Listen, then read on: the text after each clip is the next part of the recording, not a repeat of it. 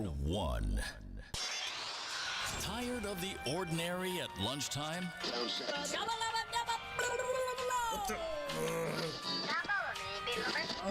Why not try something smart to chew on? The Lunchroom on RCI, Monday to Friday, 12:45 to 2 p.m. The Lunchroom, informative, enlightening, provocative, engaging. The Lunchroom on RCI, food for thought. The station that gives you, more lunch.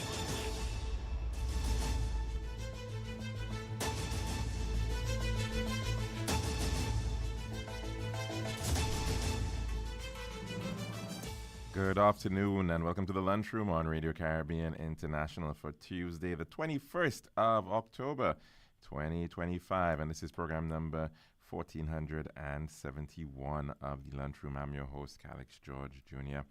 Of course, you can get us on our FM radio, 101.1 FM, as well as our website, of course, rcisaintlucia.com. And we're also up and running on our Facebook Live feed. Just search for the official page of Radio Caribbean International. Please be sure to like and share that as well with your friends and family. And just a bit for our dish of the day, we're going to get a call from Miss Yvonne Edwin, and it's all about the Toastmasters. And of course, the Toastmasters here in St. Lucia, but Toastmasters worldwide, they are marking their 101st anniversary tomorrow. And so they got some things lined up in recognition and celebration of just that. So we'll be taking that in for our dish of the day. Of course, a bit of history for today. In the year 1805, during the Battle of Trafalgar, the British Admiral Horatio Nelson defeated the combined French and Spanish fleet. But Nelson was in fact shot and killed during the battle. In the year 1854, Florence Nightingale, with a staff of 38 nurses, was sent to the Crimean War. I believe Mary C. Cole, a Jamaican nurse, was also amongst that contingent under Florence Nightingale.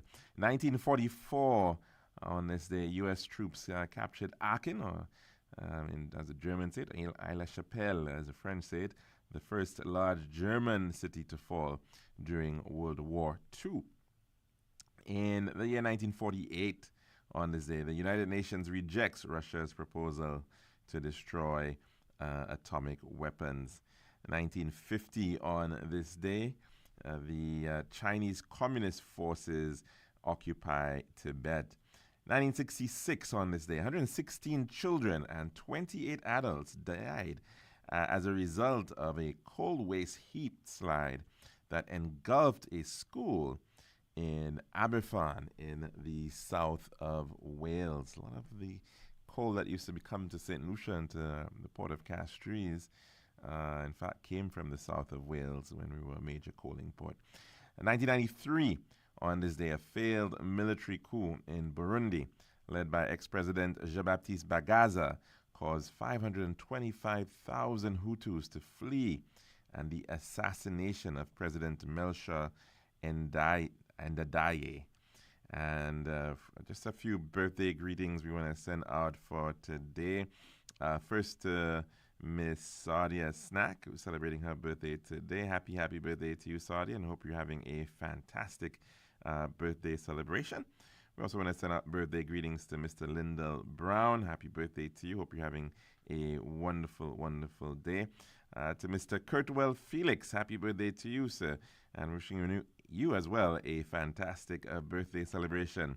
And to the ever hardworking McCarthy and Alexander with the Ministry of Physical Development, happy birthday to you. And we hope, McCarthy, that you're having a splendid and hopefully very restful day as well. We now move on to our dish of the day.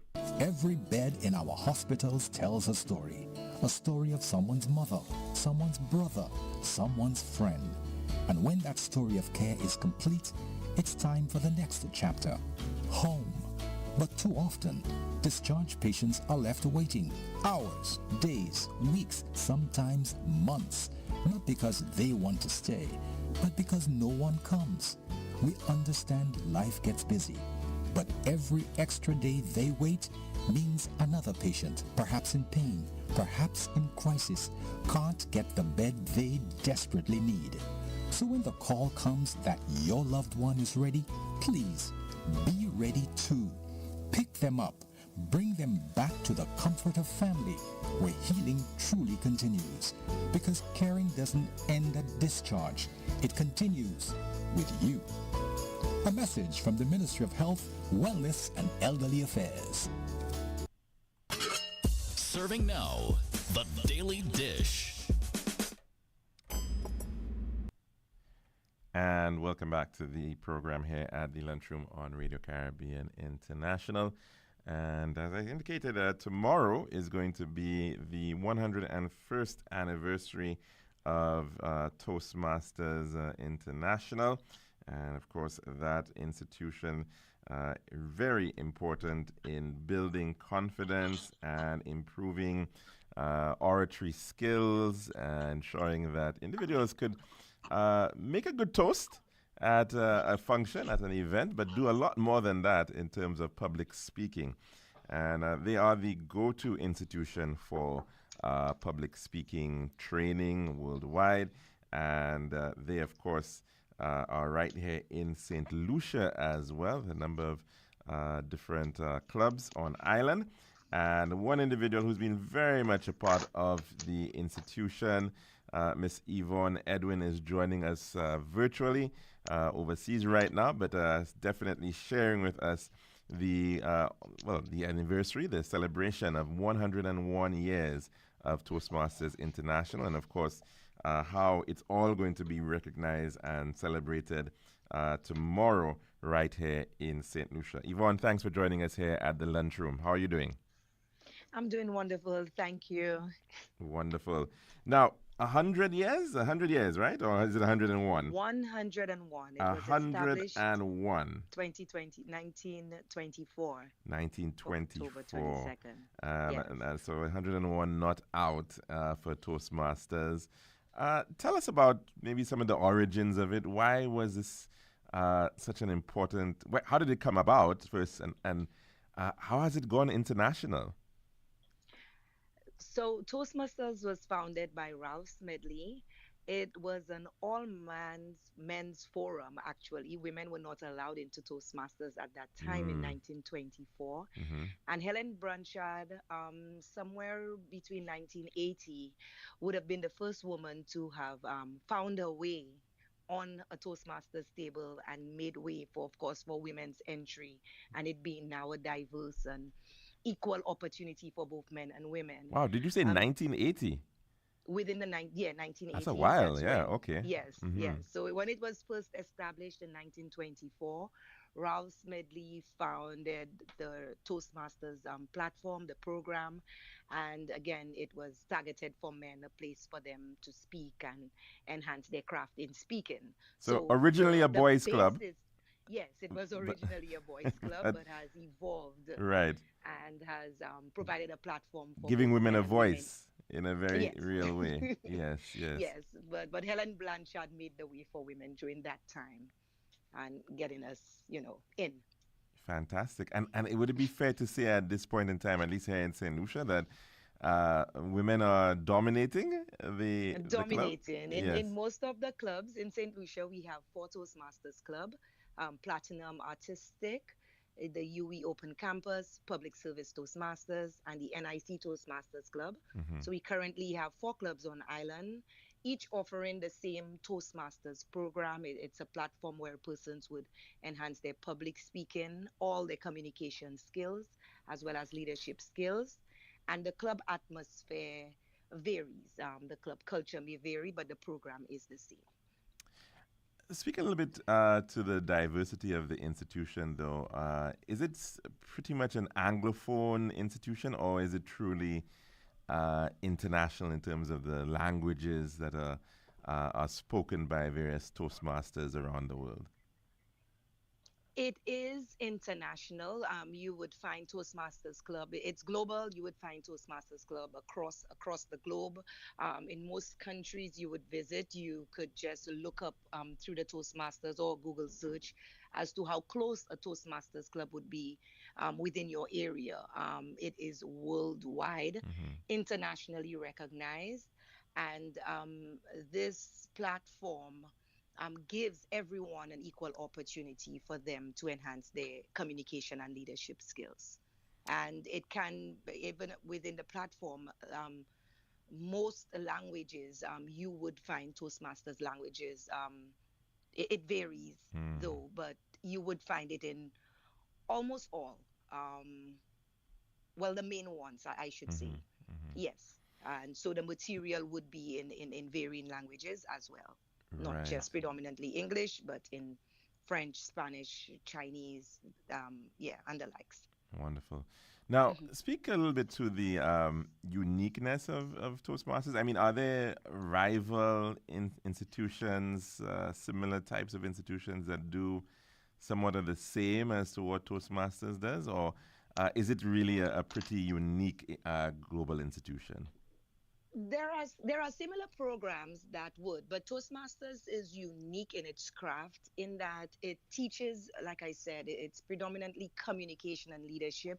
People tend to gauge it around just public speaking, but no, it is all components of communication. Mm. So your gestures, eye contact, facial expression, how you articulate, your tone, projection, all of these aspects as it relates to communication is what it teaches and helps persons to practice in a continuing program. Once you become a member in Toastmasters, this is a lifetime opportunity, or you, as curious as you may be, could come in for to start off the 6 month program or to determine whether you stay in a year or two. It's really up to you. The program is self paced. There is no lecturer, tutor, or facilitator, but rather a self paced program that teaches communication and leadership. Now, you mentioned, of course, 4 clubs on island, and I think based on what you're saying, um, is it fair to say that this is for adults primarily, in terms of who you're focusing on?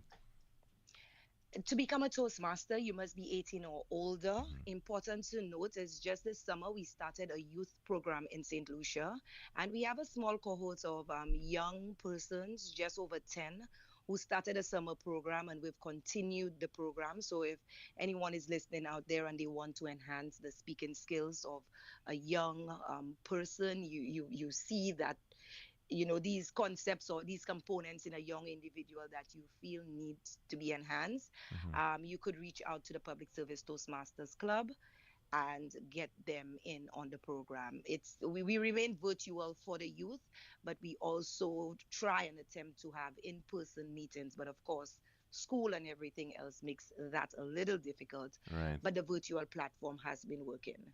right. Again, anyone 18 or older can become a Toastmaster into the self-paced program. There is a membership, and to remain in the program, you would have to be financial.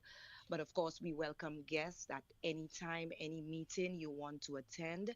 Guests are free to make themselves available, whether it's virtual or in person, because most of the clubs have the hybrid format. Wonderful.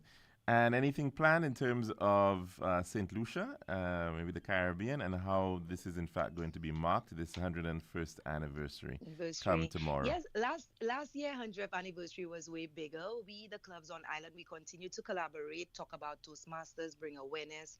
Programs such as yours gives us that platform to talk more about Toastmasters and get persons involved in the program. Persons tend to hear it not often enough, and most times they hear speakers, they aspire to become a similar speaker, Mm-hmm. but this takes time. It takes practice. It takes going through the various components to enhance whatever you might be lacking. And it's not an overnight or one size fit all capsule you take and you become this eloquent speaker. It takes practice, it takes time, it takes preparation. And so that is why we continue talking about Toastmasters and helping to build our membership across St. Lucia. And of course, you did mention preparation, but quite often persons are thrown into the deep end and they've got to be able to speak impromptu, they've got to ad lib through an event.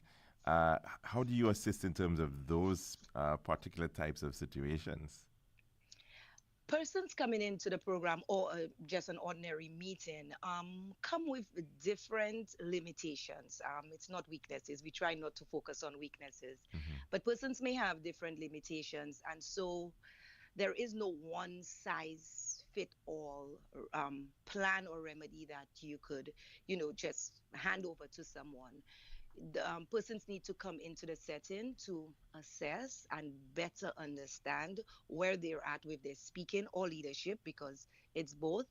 And in that way, we would be able to guide you and help you with the selection of the pathways. So the Toastmasters program has different paths, and the paths are I'm just seeing here you have 6 specialized learning paths six with specialized over learning 300 paths. unique competencies. Exactly. And each of the paths, they vary. So you may come in and want to do something in terms of mastering your presentation skills, and the assessment would guide you into that path.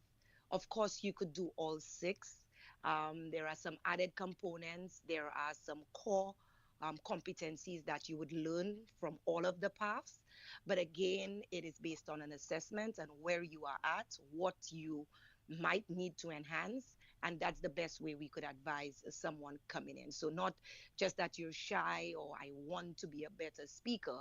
There might be components you already have, and coming into the program, coming into the setting will better guide you as to what you may need and require. Persons also ask how long would I need to be in the program to be better. Again, it depends on how committed you are once you've joined or become a Toastmaster. Right. So But of you course did you. ask what are the plans for this year, and Oh, sorry. like I Yes. said, we continue to collaborate. Today we have a Creole infused Toastmasters meeting, so we'll be, using our Creole language. Nou kay pale lang mama nou ka di tout moun pou vini célébrer, puis pou pale bien ou ni pou sa di sa ou vle di pou moun kopan. So, hodia meeting nou se a seke, ek nou ka evite tout moun pou vini amize koyo, me a mem le a pou yo koute pale ek fe koyo pe, because pa tout moun sa bien pale lang maman nou, me a mem le a le nou tan pawol la, nou sa kachile, si nou sa wepon, si nou pa sa wepon, ek nou ka vie we ki manye nou sa vini pli bien. So today is our Creole meeting, and we will be utilizing the Creole language, and of course, infusing some entertainment, aligning with our culture. So it's big for us. It's our anniversary as well as our Creole celebration. So October is always a big and a huge opportunity for us to practice. So you said speaking. six this evening is the meeting time, and where's the venue? You there, Khaled? Yes, I'm here. Did you hear it? Did you hear the question? Let me repeat. I was asking about the venue for this meeting, the Creole infused meeting that you'll be having. Say that again. I missed the final part. Oh, I said we were just asking about the venue for the meeting. Oh, the venue, it's at the Kiddies Head Start preschool. It's between the cultural center, the back of the cultural center, Right. and the First Baptist. At that venue, the Toastmasters will be on hand to welcome the public, welcome guests, friends. There's no fee. It's just a meeting. We call it an open house, where we invite the public, invite persons to come better understand Toastmasters, and of course with the infused Creole atmosphere today.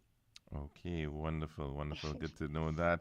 And of course, the opportunity to join Toastmasters in general beyond this meeting, you may want to share with us how somebody might go about doing that. So in joining again, any one of the 4 clubs would be open for membership. Like I said, the culture might be slightly different. It's like toothpaste, I tell people. You may prefer Colgate over Aquafresh. But the 4 clubs teach this from the same platform, the same program, the same paths. Everyone would be assigned a mentor. So a seasoned Toastmaster would help guide you, orient you into the program, how you become a member. It's a simple registration form, and Toastmasters payment and continuing membership works out to 10 US a month. So there's a one-time registration fee of 20 US. To remain in the program, it's 10 US a month. Or just about $27 or thereabout. $27 a month. EC. Yes. Wonderful. Well, it has been quite a pleasure speaking with you as always, Yvonne Edwin.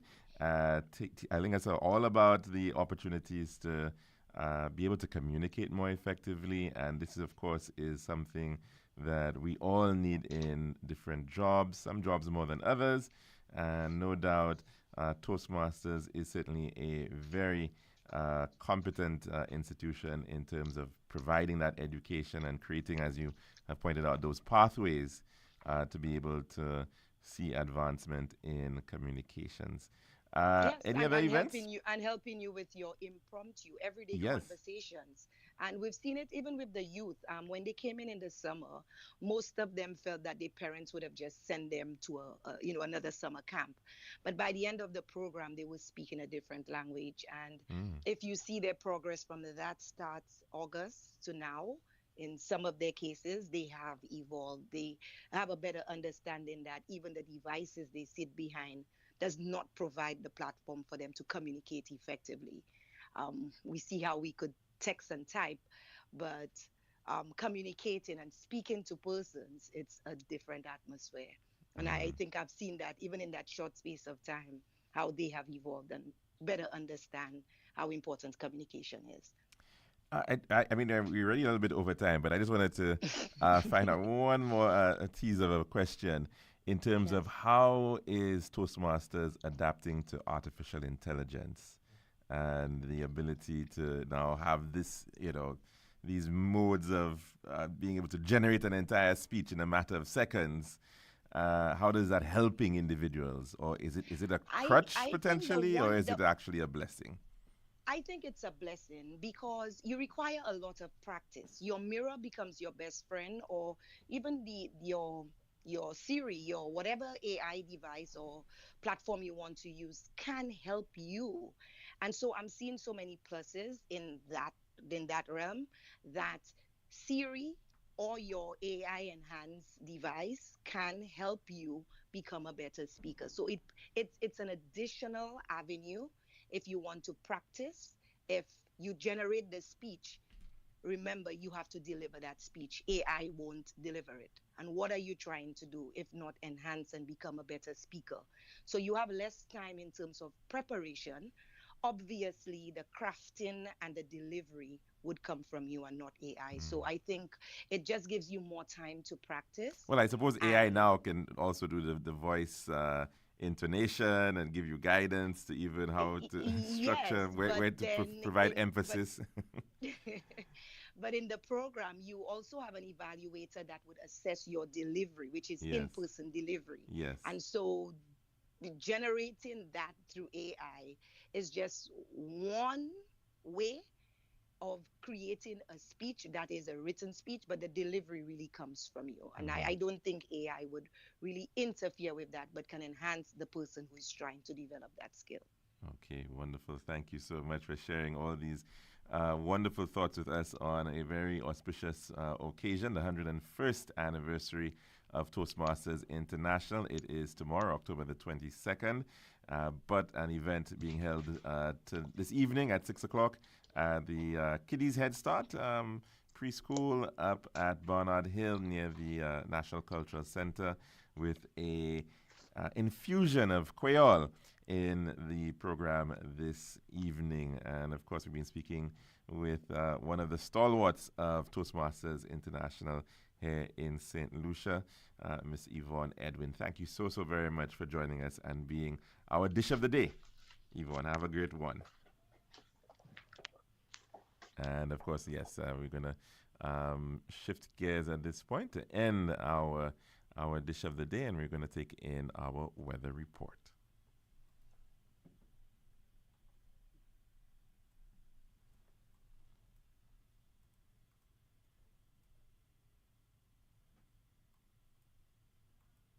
I've been been so stressed searching for the perfect tiles to complete my home. Really? Yeah, it's always the same white, beige, and gray tiles with these tile stores. Like they're all buying from the same place. You're the design expert. Help me, please. I'm fed up. What are you looking for? Something different. Something that says Caribbean beauty and suits my personality. Something vibrant and classy with a little razzle dazzle.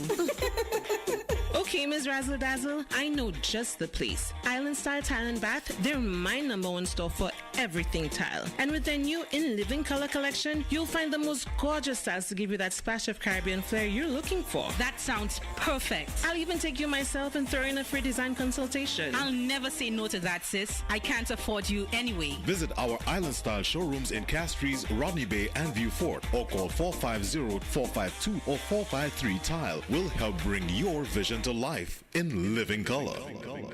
It's now time for our weather report, brought to you by Island Style. Girl, I've been so stressed searching for the perfect tiles to complete my home. Really? Yeah, it's always the same white, beige, and gray tiles with these tile stores. Like they're all buying from the This same is place. Radio You're Caribbean International. It's now time for the weather news.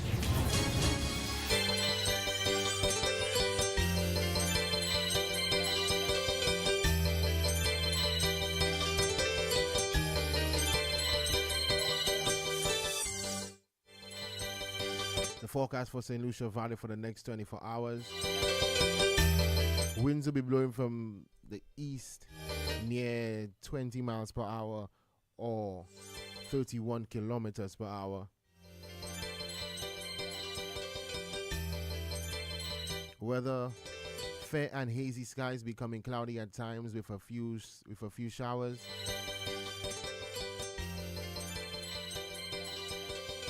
Forecast for the Lesser Antilles. Fair and hazy skies, becoming cloudy at times with a few showers. The tropical weather outlook. The tropical high pressure system will maintain moderate to brisk easterly winds across the region during the next couple of days. Weak and stable conditions will support some brief showers over the Lesser Antilles during the forecast period. A strong tropical wave located over the center of the Caribbean, the Caribbean Sea has high potential of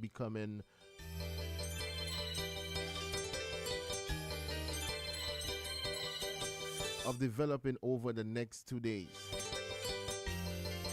Two tropical waves located over the center of the eastern tropical Atlantic is moving westward near 15 miles per hour or 19 kilometers per hour and 8 kilometers per hour or 15 kilometers per hour respectively.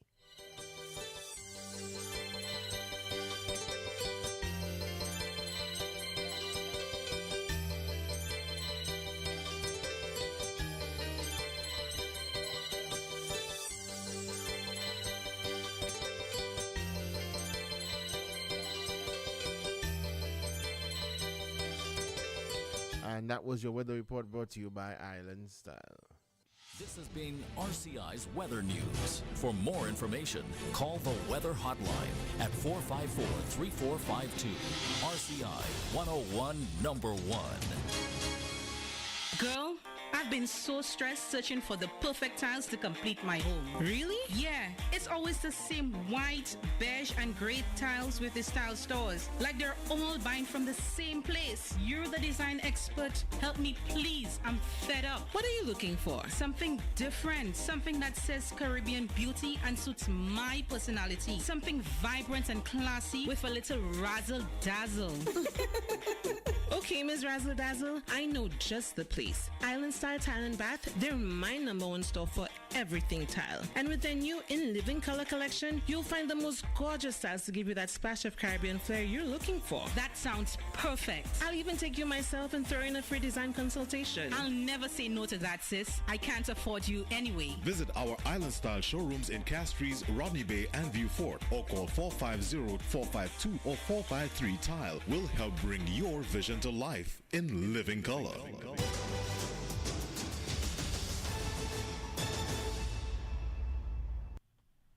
And welcome back to the Lunchroom on Radio Caribbean International. Of course, we were just speaking to Miss Yvonne Edwin of Toastmasters here in St. Lucia. And of course, if you're interested in joining the Toastmasters Public Service Club, they meet every first and third Tuesday monthly from 6 p.m. And I think they've got some information online, so you could check out their various handles, social media handles on Facebook and Instagram. That's a Public Service Toastmasters Club. And I think a lot of the meetings are in fact virtual, so you can there's not really much of an excuse. You could stay in the comfort of your home or office and join in to those meetings. Now, the whole matter of speech, of course, is a really interesting one. We hear so much about language and the importance of language, the importance of we could say bilingualism or multilingualism, and how it is certainly an edge which individuals have. We quite often marvel at how very well persons maybe from Europe or Africa or certain places in Asia are exposed to multiple languages. Because you've got multiple languages being spoken in some of these countries, and individuals have to be able to effectively communicate in multiple languages. It's a plus, a major plus, and of course it's important globally. We perhaps are blessed, but at the same time placed into a situation where English is our first language. Has been the first language for many people in the Caribbean and in St. Lucia for some time. And it allows us, yes, great access and opportunities in terms of certain industries. For example, the rise of business process outsourcing, these quote-unquote call centers over the years has been supported by that opportunity that we have in terms of being able to speak a particular language, that of English, because it's the dominant lingua franca of the world. But at the same time, it has also meant that we've seen the waning of our Creole language. And of course, we should also note that people who are here right now came from many different parts of the world, and many of these languages were lost over time by our ancestors, whether they may have been African languages, whether they may have been Hindi or languages of the Indian subcontinent. Of course, the indigenous Amerindian, Arawakan, and Carib languages or Kalinago languages. Much of it has been lost, and only a few relics of words here and there seem to persist. But certainly, that is something that is really a long journey for human beings. We've been able to speak for quite some time, and we've got to ask ourselves, well, why has it been so important for us, and how did we in fact develop that ability to talk? And there's a very interesting clip coming out of the BBC about why human beings talk, and I'm hoping that it should be of interest to some of our listeners out there, and we're going to try to share that clip at this time. This tiny bone at the top of your neck could be key to understanding why we speak. It's called the hyoid bone and supports the tongue and larynx. This bone is found across the animal kingdom, allowing species like this howler monkey to make sounds. But in humans, it's shaped in a unique way, allowing us to form more complex speech. From analyzing fossils, we are able to say that at least 135,000 years ago, linguistic capacity was present in humans. Studying ancient DNA has also given scientists clues to our speech. The FOXP2 gene is linked to the evolution of language and is found in early modern humans and their predecessors, the Neanderthals.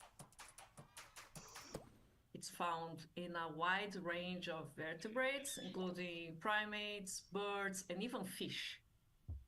Humans seem to have a specific mutation of the FOXP2 gene, which controls communication centers in the brain. We have a very specific combination of anatomy and cognition that doesn't occur anywhere else in the animal kingdom. And this seems to be the reason why human language is so sophisticated. But why did we start talking in the first place? Linguistic experts have several origin theories.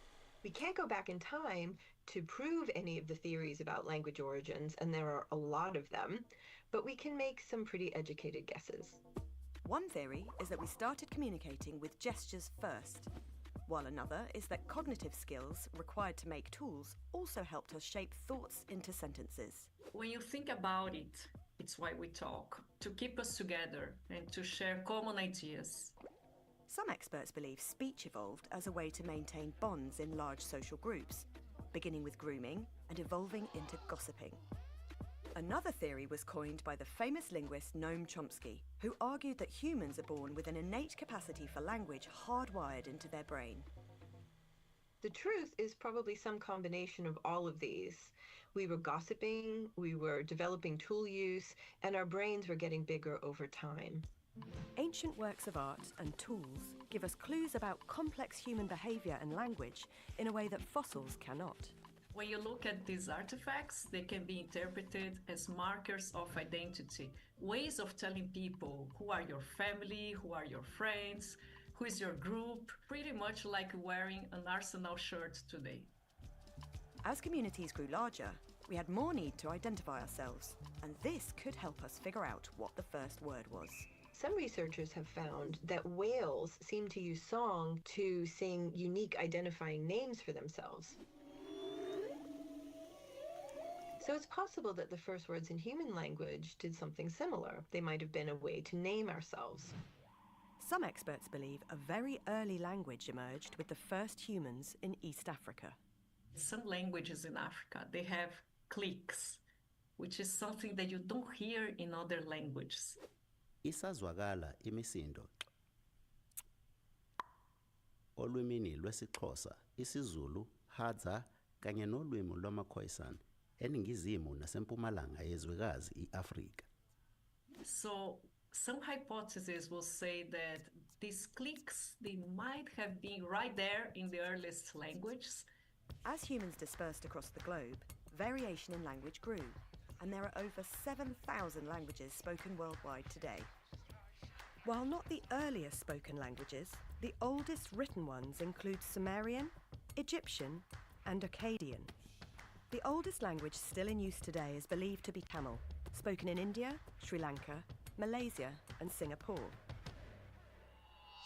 Tamil மொழி 2500 ஆண்டுகளுக்கும் முந்தையது. Chinese also has ancient roots. 上古汉语可以追溯到3000多年前的商朝。 And how we communicate continues to evolve. As society became more complex, it's likely that language evolved along with it. Our ancestors were very intelligent, but what was really important was the way we interacted socially, like coming-of-age rituals and fashion and even table manners. And our complex language is a completely unique part of being human. Language allows us to tell stories and to dream and to fantasize. It allows us to time travel and talk about possible futures. As society becomes increasingly digital, languages are changing faster than ever, with new slang, emojis, and terms emerging with every generation. But the reason we communicate hasn't changed: to connect, share, and be understood. Pretty interesting little piece there from the BBC, giving a little snippet of the complexity of language and how it certainly changes how it has changed over time, and how we've represented things, even in terms of symbology. And of course, very early on, maybe our ability to look at a creature out there and wanting to be able to portray that creature on a wall, or to leave some sort of sign in some way. Was it an early form of a scarecrow? Why would we do that in the first instance? Was there some sort of actual value for doing it? Or was it purely, the artistic expression of putting up paintings of ourselves, depictions of ourselves, and of what was around us in the environment?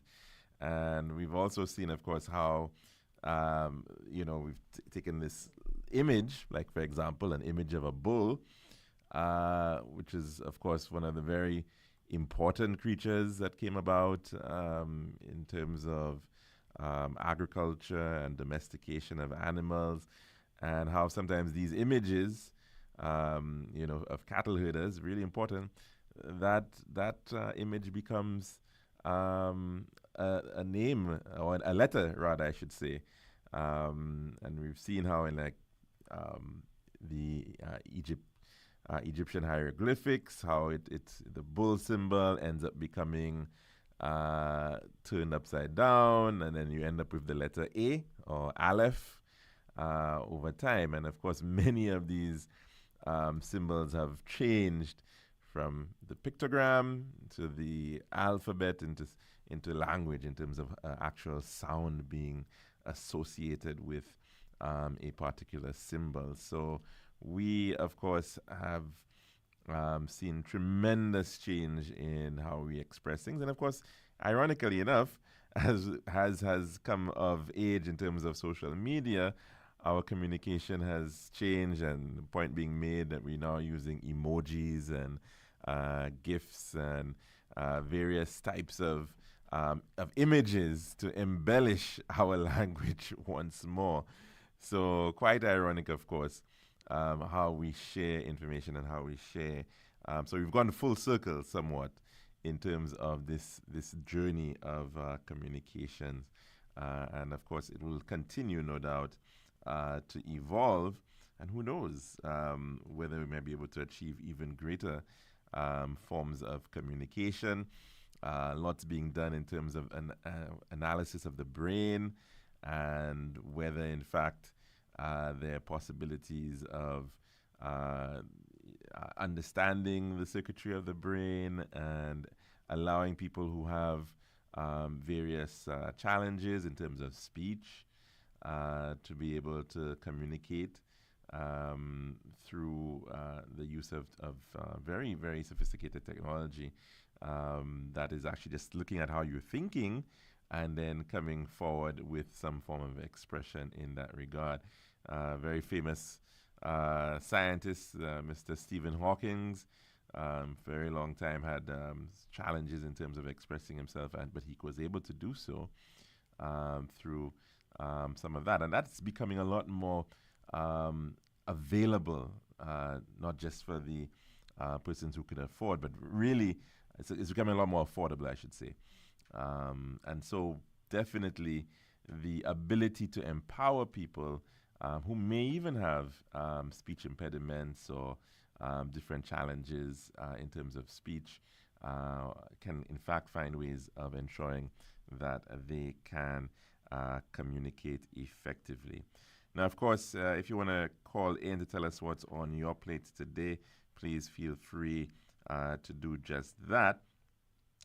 In terms of some of the happenings in the world, we do want to note the continued interest being played in the region. Of course, CARICOM sending out a particular message regarding wanting to maintain a zone of peace. Unfortunately, in the case of Trinidad and Tobago, they have opted not to sign on to the the declaration coming out of the CARICOM heads at this time, which appeared to have been, one could say, fairly vague and not very detailed at all in terms of the statement, just merely indicating that they would prefer to see a peaceful environment. But of course, we have seen that the treatment of the United States at this point has been to declare that drug cartels are effectively terrorist organizations and allowing them to use, one could say, brute force, military force in this regard. As to, of course, how they are going about dealing with the respective countries and their citizens who are effectively being killed is of course a major concern at this point, because we've seen what has happened in Trinidad with some citizens there. We've seen the case of Venezuela. They also indicating some concerns in that regard. Just a very quick little bit of history for the day. I wanted to touch on one of the aspects that came up in our history for today, and that is the Louisiana Purchase. And the Louisiana Purchase was a pretty major shift in the advancement of the United States, as we somehow understand it maybe a little bit more today, as this massive country that does not have just one coastline, but two major, well, one could say even three major coastlines. And the United States certainly is a superpower because it can project itself on both of the major oceans of the world. The Atlantic Ocean, of course, which is an ocean shared by Europe, Africa, as well as all of the Americas, North and South America, but also the Pacific, which of course is shared by the Americas as well, to some degree, as well as Asia and Australia. And that certainly has allowed it to be a remarkable country in that regard. No other country can really boast of that. China, for example, really only has one ocean that it can go out into, which is the Pacific Ocean. And even with that, it's fairly limited because it's sort of chained in by the likes of the Philippines and Japan and Indonesia, many of these countries which are along that the coastline. But the United States was very different back in the 1700s, when it really just started in the 1770s, 1780s. It was only on the Atlantic shore. And it only began a significant expansion towards the west through what is known as the Louisiana Purchase. And just sharing a little note on the history of it, concerned about losing access to the port of New Orleans in 1803, President Thomas Jefferson sent James Monroe and Robert Livingston to Paris to attempt to buy the city from France, authorizing them to offer France up to $10 million for it. Meanwhile, Napoleon had concluded that it wasn't worth the cost for France to try to hold onto its vast North American territory. So when Monroe and Livingston arrived to commence negotiations, they were astonished when France offered to sell the United States not just New Orleans, but the entire Louisiana territory. The American commissioners did not have authority to negotiate any such deal. But when France offered the entire territory for only $15 million, only $5 million more than they were prepared to offer for New Orleans alone, the deal was too good to turn down. On April 30th, 1803, they signed the Louisiana Purchase Treaty, by which the United States would acquire 828,000 square miles of land at a price of 3 cents per acre, or 60 cents per acre in current dollars. The deal would double the size of the United States. This is the noblest work of our whole lives, Livingston remarked. When the commissioners returned to the United States with the remarkable treaty, Jefferson was amazed and delighted. But the road to ratification was anything but smooth. There were very serious objections to constitutionality of the treaty, and there was also the inconvenient fact that the United States didn't actually have $15 million. But in the end, the proponents of the purchase prevailed. The U.S. borrowed the money from British financiers, and on October the 20th, 1803, 222 years ago, yesterday, the Senate gave its advice and consent to ratification of the Louisiana Purchase Treaty, one of the best real estate bargains in history.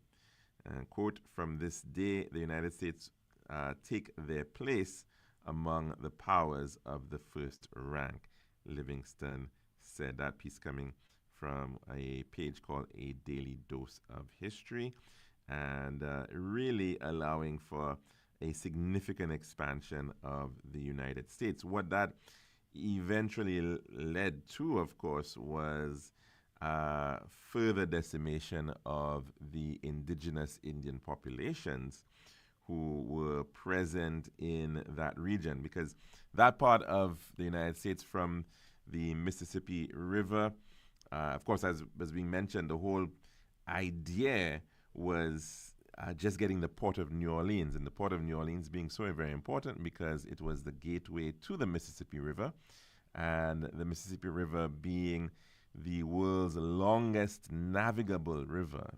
That made it really, really attractive because you could actually bring boats and barges up this river relatively easy. No great, waterfalls or chutes or anything of the sort, rapids to deal with in the main. And so you had this remarkable waterway with a remarkable amount of agricultural land, the Great Plains, which stretched from the Mississippi all the way west to the Rockies, and really opened up a massive amount of land for the United States to expand into.